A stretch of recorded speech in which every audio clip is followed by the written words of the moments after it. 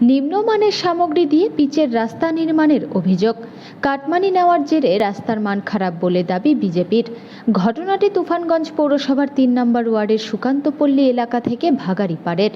স্থানীয়দের অভিযোগ, যেখানে একটি রাস্তা তৈরি করতে সময় লাগে ২-৩ দিন, সেখানে গতকাল একদিনের মধ্যেই কিভাবে রাস্তা তৈরি করল পৌরসভা। কালকে রাস্তা তৈরি করা হয়েছে, আজকেই রাস্তার বিভিন্ন জায়গা ভেঙে পড়ে যাচ্ছে। যদি সঠিকভাবে কাজ করা হয় তবে এই রাস্তাটি পুনরায় নির্মাণ করা হোক, নইলে আগের যেরকম রাস্তা ছিল সেভাবেই করে দেওয়া হোক। পৌরসভা তাদের পরিষেবা দিতে সম্পূর্ণভাবে ব্যর্থ। মানে আপনারা যে রাস্তায় বা আমি যে রাস্তায় দাঁড়িয়েছি সেই রাস্তা মোটামুটি 10 থেকে 15 বছর পরে হইল আজকে। তো সেই রাস্তায় এতদিন পরে হওয়ার পরেও মানে খুবই নিম্নমানের কাজ হচ্ছে, যার জন্য জায়গায় জায়গায় ভেঙে যাচ্ছে। কোনো জায়গায় রোলার করা হয়নি, ওদিকে সামনে আপনারা দেখতেই পারবেন এখনও রোলারও করা হয়নি। কালকে রাস্তা কমপ্লিট হয়ে গেছে, এই রাস্তা জায়গায় জায়গায় ভেঙেও যাচ্ছে। তো আমরা এই রাস্তা এলাকাবাসী সাধারণ লোক হিসাবে আমরা এই রাস্তা চাই না। আমরা চাই তাহলে আগে যে রাস্তা ছিল আমাদের ভাঙা রাস্তা, সেই রাস্তাই থাক, আমরা সেই রাস্তা দিয়ে চলাফেরা করব। এরকম পাকা রাস্তা আমাদের দরকার নেই। সারা তুফানগঞ্জ জুড়েই কোনো রকম উন্নতি করতে পারেনি তুফানগঞ্জ পৌরসভা।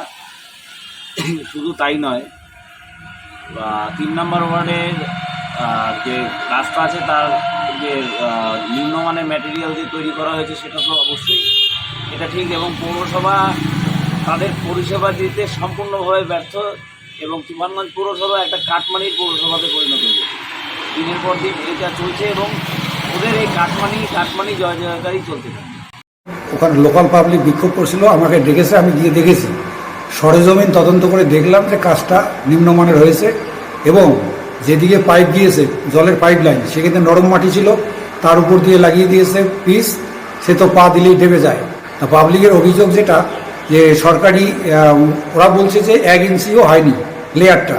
তা আমি বললাম নিপেনকে বললাম যে পৌরসভার নিয়মটা কি, যে কতটুক থিকনেস, বললো যে 1 ইঞ্চি। তা এরা বলছে, পাবলিক বলছে আধা ইঞ্চি। তা আমিও দেখলাম যে 1 ইঞ্চির কিছু শর্ট হয়।